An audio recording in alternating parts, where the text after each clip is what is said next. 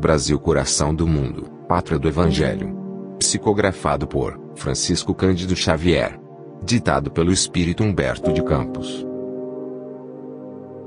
Capítulo 26. O movimento abolicionista. O Brasil prosseguia na sua marcha evolutiva sob a carinhosa direção de Dom Pedro II. Estadistas notáveis pelo seu amor à causa pública, assistiam o imperador em seus nobres afazeres, caracterizando as suas atitudes e atos com o mais sagrado interesse pelo bem coletivo. Haviam terminado os movimentos bélicos da guerra com o Paraguai, e o país voltava a respirar os ares da esperança.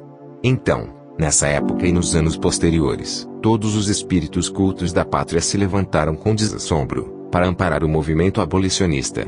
Os gênios tutelares do mundo espiritual inspiravam a todos os políticos e escritores e, se havia fazendeiros constituindo o mais sério sustentáculo da escravidão, dentro das classes conservadoras, inúmeros outros elementos existiam, como no Amazonas e no Ceará, que alforriavam seus servidores, nos mais belos gestos de filantropia.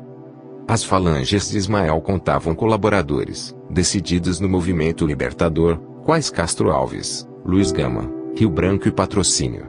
A própria princesa Isabel, cujas tradições de nobreza e bondade jamais serão esquecidas no coração do Brasil, viera ao mundo com a sua tarefa definida no trabalho abençoado da abolição. Os espíritos em prova no cárcere da carne têm a sua bagagem de sofrimentos expiatórios e depuradores, mas têm igualmente a possibilidade necessária para o cumprimento de deveres meritórios, aos olhos misericordiosos do Altíssimo. Todos os ânimos se inflamavam ao contacto das grandes ideias de liberdade. Publicações e discursos, com a amplitude que a opinião da crítica conquistara nos tempos do Império, exortavam as classes conservadoras ao movimento de emancipação de todos os cativos. Dom Pedro se reconfortava com essas doutrinações das massas, no seu liberalismo e na sua bondade de filósofo.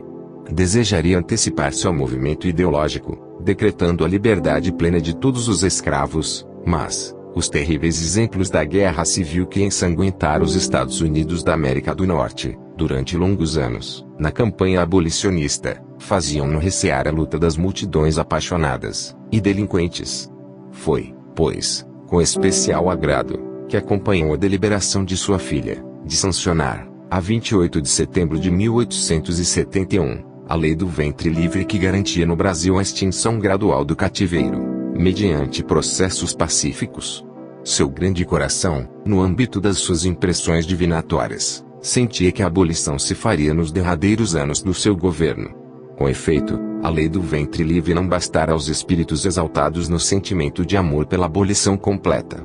Quase todas as energias intelectuais da nação se encontravam mobilizadas a serviço dos escravos sofredores. O ambiente geral era de perspectiva angustiosa e de profundas transições na ordem política.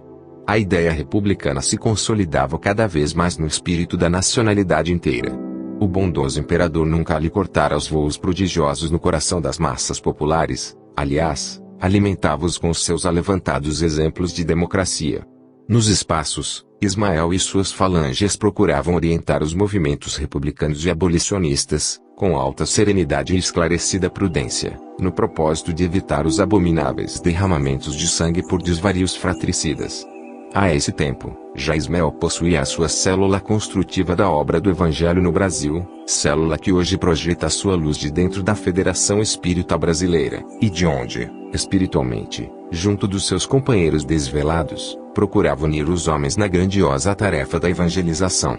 Esperando o ensejo de se fixar na instituição venerável, que lhe guarda as tradições, e continua o seu santificado labor ao lado das criaturas, a célula referida permanecia com Antônio Luiz Saião e Bettencourt Sampaio, desde 24 de setembro de 1885, até que Bezerra de Menezes, com os seus grandes sacrifícios e indescritíveis devotamentos, eliminasse as mais sérias divergências e aplainasse obstáculos, utilizando as suas inesgotáveis reservas de paciência e de humildade, e consolidando a federação para que se formasse uma organização federativa. Enquanto, lá fora, muitos companheiros da caravana espiritual se deixavam levar por inovações e experiências estranhas aos preceitos evangélicos, o grupo Ismael esperava uma época de compreensão mais elevada e harmoniosa para o desdobramento de suas preciosas atividades. Todavia, Nas lutas pesadas do mundo, Bezerra de Menezes era um impávido desbravador, no seu apostolado de preparação, fraternizando com todos os grupos para conduzi-los, suavemente, à sombra da bandeira do grande emissário de Jesus. Ismael trazia então a sua atenção carinhosa voltada para a solução do problema abolicionista, que deveria resolver-se dentro da harmonia de todos os interesses, e extreme do sangue das guerras civis. Confiando ao Senhor as suas expectativas, falou-lhe o mestre. Ismael, o sonho da liberdade de todos os cativos deverá concretizar-se agora, sem perda de tempo. Prepararás todos os corações, a fim de que as nuvens sanguinolentas não manchem o solo abençoado da região do Cruzeiro. Todos os emissários celestes deverão conjugar esforços nesse propósito e, em breve, teremos emancipação de todos os que sofrem os duros trabalhos do cativeiro na terra bendita do Brasil. O grande enviado redobrou suas atividades nos bastidores da política administrativa. A estatística oficial de 1887 acusava a existência de mais de 720 mil escravos em todo o país. O ambiente geral era de apreensão em todas as classes, ante a expectativa da promulgação da lei que extinguiria a escravidão para sempre, o que constituiria duro golpe na fortuna pública do Brasil. Mas, Ismael articula do alto os elementos necessários à grande vitória.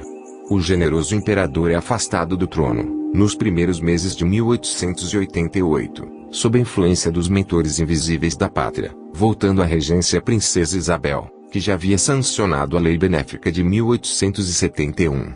Sob a inspiração do grande mensageiro do Divino Mestre, a princesa imperial encarrega ao senador João Alfredo de organizar novo ministério, que veio a compor-se de espíritos nobilíssimos do tempo.